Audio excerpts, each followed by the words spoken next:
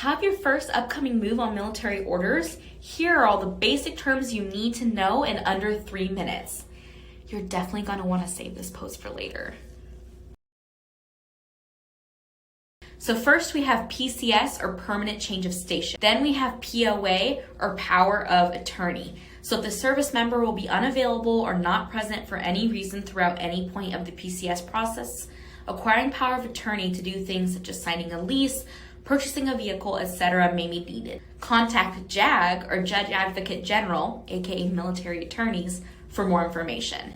Next we have HHG, or household goods. Then we have UAB, or unaccompanied air baggage, or often known as express shipment, aka shipping smaller baggage items such as clothing, linens, and kitchen items to be shipped before or after your household goods. It can take up to 40 to 60 days to arrive depending on location and season. Next up, we have TLA, or temporary lodging allowance. Check out our other video linked in the caption for more information on TLA. Then we have POV, or privately owned vehicle.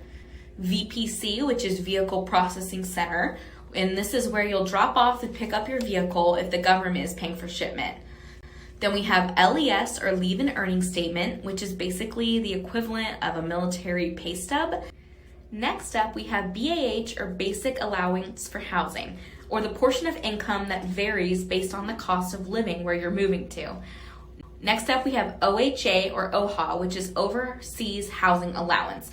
Similar to BAH, but OHA is for U.S. territories and international duty stations.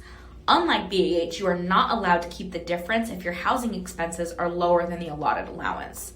Next up, we have CONUS and OCONUS moves. CONUS is a move within the continental U.S.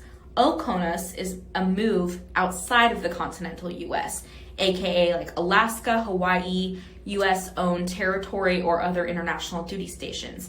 These terms are important to know because these affect which protocol you follow for your move. Next up, we have COLA, or cost of living allowance. It's a non-taxable allowance for CONUS duty stations with higher cost of living, or for some overseas duty stations such as Hawaii and Alaska.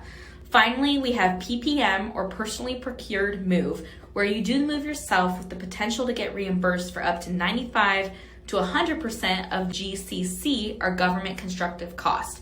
Any other terms you can think of that you need to know for your first PCS, let us know in the comments below.